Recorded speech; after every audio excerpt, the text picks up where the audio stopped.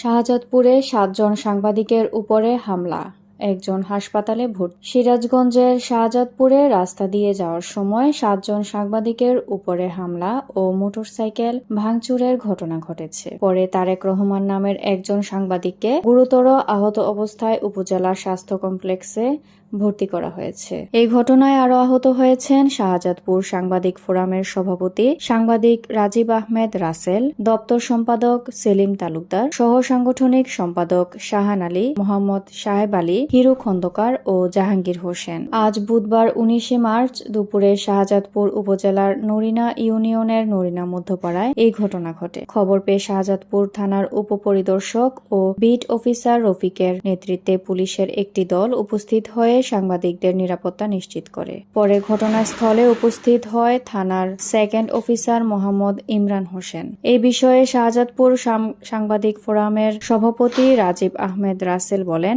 পেশাগত কাজ শেষ করে নরিনা ঘাটের খেয়া পার হয়ে আমরা শাহজাদপুর পৌর সদরের দিকে যাচ্ছিলাম। পথিমধ্যে নরিনা মধ্যপাড়ায় যানবাহনের জটলা দেখতে পেয়ে সামনে গিয়ে দেখতে পাই যে রাস্তার উপরে মাটি ফেলে রাস্তা সম্পূর্ণ অবরুদ্ধ করে রাখা হয়েছে।